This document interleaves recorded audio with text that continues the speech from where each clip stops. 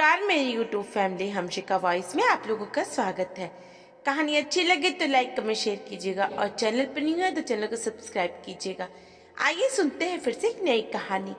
खनकती रंग बिरंगी चूड़ियों और छमछमाती पायलों के साथ गुंजन ने अपने भरे पूरे संपन्न ससुराल में गृह प्रवेश किया। यूँ तो लक्ष्मी की कोई कमी नहीं थी उसकी ससुराल में, पर फिर भी सासू माँ ने उसके हाथों की छाप लेकर देवी माँ से कृपा बनाए रखने की प्रार्थना की। गुंजन एक मध्यम वर्गीय परिवार की सुंदर, सुशील और आत्मविश्वास से परिपूर्ण लड़की थी। उसने वकालत पढ़ी थी और प्रैक्टिस करना चाहती थी, पर पापा की बीमारी के चलते उन्हें उसके हाथ पीले करने की आखिरी तमन्ना थी। जो उन्हें कुछ हो जाता तो ना जाने बिन माँ की बेटी की शादी भाई भाभियां कैसे घर में करा देंगे। सो उन्होंने गुंजन को शादी के बाद प्रैक्टिस करने की सलाह दी। वैसे तो पुरोहित परिवार शहर के नामचीन परिवारों में से एक है और सब लोग सरल हृदय होने के साथ साथ खुले विचारों के भी धनी हैं। गुंजन को परिवार तो बहुत अच्छा लगा, लेकिन राघव उसके मन को ना जीत पाया। एक तो वो आजकल के लड़कों की तरह स्मार्ट नहीं था और कारोबार संभालने के चक्कर में पढ़ाई में भी हमेशा पीछे ही रहा और सिर्फ स्नातक ही रह गया। गुंजन को यही बात हजम नहीं हो पा रही थी। कहाँ वो इतनी सुंदर और वकील, और कहाँ उसका होने वाला पति जो अपना इंट्रोडक्शन भी देने में हिचकिचा रहा है। ऐसे लड़के की वो क्या इज्जत कर पाएगी। तो प्यार तो दूर की बात है। पापा, मैं इस लड़के से शादी नहीं करूंगी। धान की बोरी जैसा पेट है, चश्मा लगाता है, सांवला है, बात करने में कोई आत्मविश्वास नहीं लगता है मानो इसने अपनी जिंदगी में कुछ स्वयं अर्जित ही नहीं किया है। मैं इस लड़के से सिर्फ इसलिए शादी करूं क्योंकि इसका खानदान अमीर और फेमस है। पापा, मैं इस लड़के से प्यार नहीं करती और इससे शादी नहीं करना चाहती, गुंजन ने पापा से कहा। बात आई और गई। अचानक एक दिन जब गुंजन सहेलियों के साथ मॉल में थी, तभी उनकी भाभी का फोन आया कि पापा को हॉस्पिटल में एडमिट कराया गया है और वो उसी को याद कर रहे हैं। गुंजन घबराई हुई हॉस्पिटल पहुंची तो पापा के शरीर पर नलियों के जाल को देख जैसे उसकी सांसें भी थम गई। भाभीओ ने बताया कि शुगर लेवल और बीपी अचानक बढ़ जाने से हार्ट अटैक आ गया, सो जल्दी से हॉस्पिटल लाया गया। पापा जी को 1 महीने हॉस्पिटल में गुजारने के बाद गुंजन के पापा घर लौट आए और उन्होंने उसे समझाते हुए कहा, बेटा, रंग रूप तो बाहरी दिखावा है, भीतर की सुंदरता को पहचान। राघव बहुत सुलझा हुआ और शांत स्वभाव का लड़का है। वो तेरे जीवन की सरिता को नई दिशा देगा। रूप का क्या है, उम्र के साथ सब फीका हो जाता है, पर मन हमेशा सुंदर बना रहता है। अगर तुझे कोई और पसंद है तो बात और है। पापा, 2 बड़े भाइयों के होते हुए क्या कोई लड़का मेरी तरफ देख भी सकता है जो मुझे कोई और पसंद होगा? पर पापा, हर लड़की अपने जीवन साथी के लिए कुछ कल्पनाएं करती है, कुछ ऐसे विशेषताएं चाहती है जो उसके जीवन साथी को स्पेशल बना दे। क्या एक लड़की इतना भी नहीं चाह सकती? लड़के चाहे किसी भी लड़की से शादी कर सकते हैं बिना खुद को जज करे हुए, और यदि लड़की अपने मनपसंद लड़के से शादी करना चाहे तो उसे जज किया जाता है। मैं इसके खिलाफ हूँ पापा, गुंजन ने पूरे जोश में पापा से कहा। आखिर उस वकील से कौन जीत सकता था। बात आई गई हो गई। कुछ दिनों बाद गुंजन ने भी प्रैक्टिस शुरू कर दिया और अपनी नई काली सफेद जिंदगी में उसने उम्मीदों के ना जाने कितने रंग भर दिए। सुंदर तो वो थी ही और आत्मविश्वास उसके चेहरे को और अधिक कांतिमय बना देता था। एक दिन कारोबार के साथ किसी केस के मामले में राघव भी कोर्ट पहुंचा हुआ था। उसने गुंजन को दूर से आते हुए देखा तो स्वयं को किसी पेड़ के पीछे छुपा लिया। छुप छुप कर गुंजन को निहारने लगा। अपने वकील से उसने गुंजन के बारे में पूछताछ जारी की तो पता चला कि वो फैमिली कोर्ट की बहुत चर्चित वकील है। कई जटिल केसेस अपने वाक्पटुता और कौशल से जीते हैं। राघव मन ही मन बहुत खुश हुआ और उसने अपना चश्मा साफ करते हुए निश्चय किया कि वो गुंजन को ही अपना जीवन साथी बनाएगा। सो अपने लाडले बेटी की अभिलाषा पूरी करने पहुंच गई। उसकी माँ फिर से गुंजन के आंगन उसका हाथ मांगने। तिवारी जी, मेरे राघव को गुंजन बहुत भा गई है, पर जब से उसे देखकर आया है तब से ना जाने कितनी लड़कियां दिखा दी, इसे पर कोई पसंद ही नहीं आती है। गुंजन को जो दिल में कैद करके बैठा है बावला, अब तो आप सगाई का मुहूर्त निकलवाइए, हम भी गुंजन के घर आने की तैयारी करते हैं। गुंजन की पापा पुरोहितों को ना नहीं कह सके, क्योंकि इतने बड़े घर से बार बार रिश्ता आने का मतलब परमात्मा ने गुंजन के लिए राघव को ही चुना है। इस बात पर अब पापा ने मोहर लगा दी। गुंजन को भी वकालत करने के बाद प्रैक्टिस करने की परमिशन देने के हवाले दिए गए, पर उसने तब भी अपनी जिद नहीं छोड़ी। तो पापा ने उसे समझाया, बेटा मैं उन्हें किसी मुंह से मना करूं, क्या उनसे ये कहना मुनासिब होगा? आपका बेटा थोड़ा मोटा है, थोड़ा काला है और चश्मा भी लगाता है, इसलिए हमारी गुंजन को पसंद नहीं है।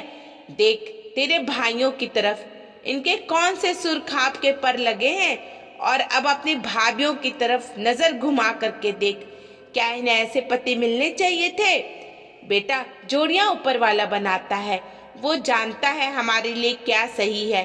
राघव अच्छा लड़का है, तुझे खुश रखेगा, मेरी बात मान जा। इतने बड़े घर के लोग हाथ जोड़कर तुझे मांग रहे हैं, तू बहुत भाग्यशाली है बेटा।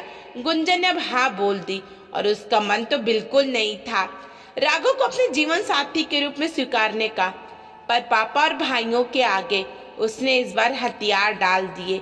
घर में शादी की धूम थी। गुंजन की सहेलियां उसे राघव के नाम से जब भी चिढ़ाती तो गुस्से में आग बबूला होकर उन्हें भगा देती।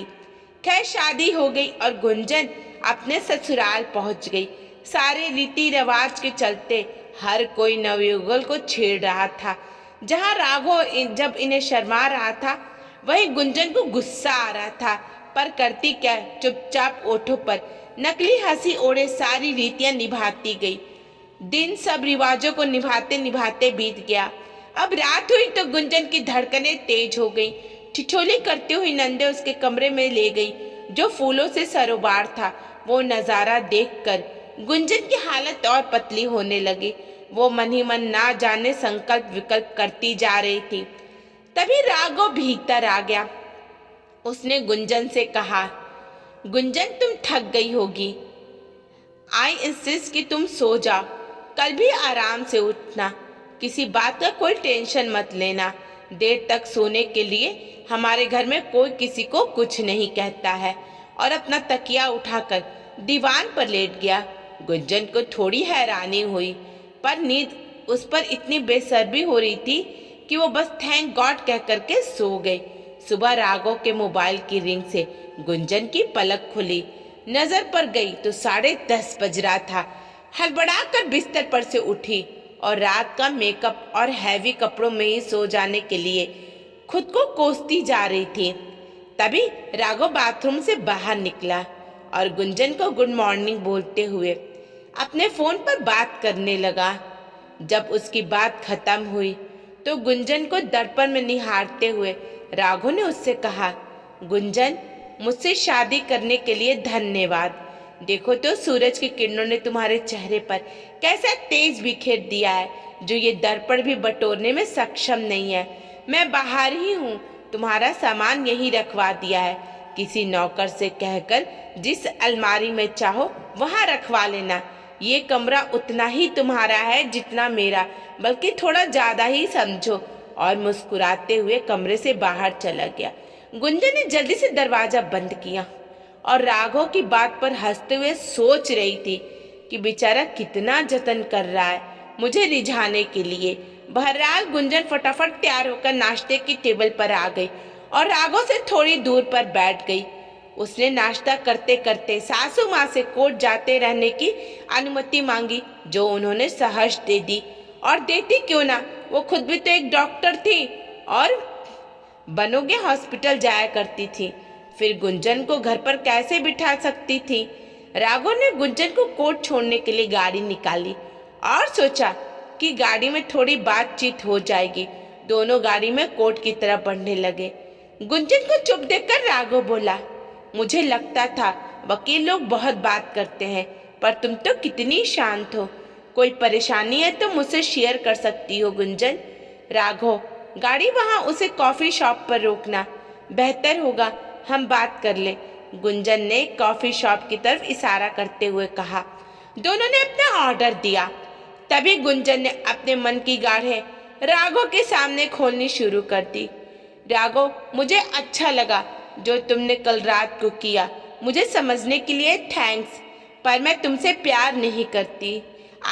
कोई लड़की ऐसे किसी अजनबी से प्यार नहीं कर सकती। तुम जब पहली बार मेरे घर आए थे मुझे बिल्कुल पसंद नहीं आए। मैंने अपने जीवन साथी की जो इमेज सोची थी तुम मुझसे बिल्कुल अलग हो। मैं शादी वाले दिन भी तुमसे शादी नहीं करना चाहती थी, पर पापा के लिए, उनकी खुशी के लिए मैंने ये किया। पर पता नहीं मैं कब तक तुम्हें एक्सेप्ट कर पाऊंगी। तुम्हारा मन नहीं दुखाना चाहती थी, पर सैकड़ों झूठ के बोझ को उठाने से अच्छा है एक सच बोलना। क्या तुम्हारी जिंदगी में कोई और है? गुंजन, राघव ने पूछा। नहीं राघव, मेरी जिंदगी में कोई भी नहीं है। तुम समझ रहे हो कि मैं क्या कहना चाह रही हूँ। मुझे तुमसे प्यार नहीं है तो कोई उम्मीद मत रखना मुझसे प्लीज, गुंजन ने कहा। बस इतनी सी बात। अरेंज मैरिज में इश्क पहले नहीं बाद में ही होता है। मैं तुम्हें कभी किसी चीज के लिए फोर्स नहीं करूंगा। जितना समय लेना चाहती हो ले लो, लेकिन देखना तुम एक दिन मुझसे बेहद प्यार करोगी। पता है मैंने शादी पहले तुम्हें कितनी बार कोर्ट में छुप छुप कर देखा है, और हर बार रोज ईश्वर से यही दुआ करता था कि तुम मेरी जिंदगी में अपना उजाला भर के उसे रोशन कर दो।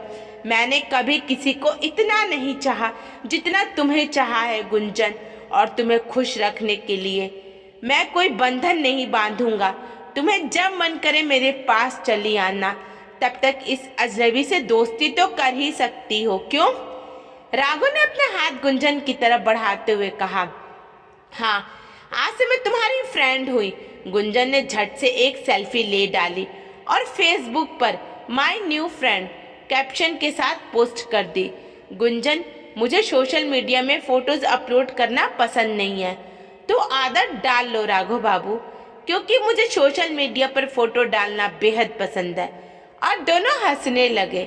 शादी को 1 महीना बीत गया। राघव के बड़े भाई ने हनीमून पर जाने को कहा, तो राघव ने ये कह करके टाल दिया कि जब गुंजन का केस खत्म होगा तब सोचेंगे। गुंजन ने चैन की सांस ली और राघव ने उसे आंख मारते हुए एक और पॉइंट कमा लिया। 6 महीनों में गुंजन और राघव बहुत अच्छे दोस्त तो बन गए, लेकिन फिर भी गुंजन राघव से वो जुड़ाव महसूस नहीं कर पा रही थी जो प्यार के लिए जरूरी होता है। राघव ने भी कभी उससे कारण नहीं पूछा और हमेशा सपोर्ट किया। कुछ दिन के लिए राघव को कनाडा जाना था। जब गुंजन को पता चला, तो तुम मुझे छोड़ के जा रहे हो अकेले अकेले? हाँ, अरे अकेला तो मैं वहाँ हूँगा, तुम तो सबके साथ ही होगी ना यहाँ। मैं नहीं जानती, तुमने वादा किया था मुझसे कोई परेशानी नहीं होगी, तो तुम परेशान हो क्या मेरे जाने से? लगता है वकील साहिबा को इश्क हो गया है। ज्यादा खुश मत हो, ये कभी नहीं होगा, समझे? ठीक है जाओ। गुंजन चाह कर भी ये नहीं बोल पाई कि उसे राघव की याद आएगी। भारी मन से राघव को एयरपोर्ट छोड़ा। 2 दिन तो किसी तरह से गुंजन ने निकाल लिया, लेकिन राघव के बिना उसे अधूरा अधूरा सा लगता था, तो राघव को मिस कर रही थी। इस दूरी ने उसे एहसास दिलाया कि वो राघव से प्रेम करने लगी थी। अब उसका घर पर रुकना और कठिन हो गया। गुंजन ने अपने जेठ से कनाडा के लिए टिकट बुक करने का आग्रह किया, तो उन्होंने हंसते हुए हामी भर दी। कनाडा पहुंचकर जब गुंजन राघव के होटल पहुंची और उसके रूम पर नॉक किया, तब राघव तो मानो पैरों के में आसमान आ गया था। गुंजन ने उसका हाथ पकड़ करके अपने घुटनों पर बैठकर कहा, मिस्टर राघव, मैंने सपने में भी नहीं सोचा था कि मैं तुमसे कहूंगी कि मैं भी तुमसे इश्क करने लगी हूँ। क्या तुम अब भी मुझे चाहते हो? गुंजन को होटल लॉबी में आने जाने वाले लोग करते हुए देखकर हंस रहे थे, पर आज उसे किसी की परवाह नहीं थी सिवाय राघव की। राघव ने उसे गले लगाते हुए कहा, मैं तो हमेशा से ही तुमसे प्यार करता आया हूँ, लेकिन आज तुमने यहाँ आकर मुझे जो खुशी दी है गुंजन, मैं अपनी आखिरी सांस तक नहीं भूलूंगा। मेरी जिंदगी को अपने प्यार से सरोबार करने के लिए शुक्रिया। दोस्तों, कभी कभी कुछ रिश्तों को पनपने के लिए कुछ वक्त, कुछ स्पेस देना पड़ता है, क्योंकि रिश्ते जोर जबरदस्ती से टूट जाते हैं। दोस्तों, आपको कहानी कैसी लगी? अगर अच्छी लगी तो लाइक कमेंट शेयर कीजिएगा और चैनल पर नहीं है तो चैनल को सब्सक्राइब कीजिएगा। धन्यवाद।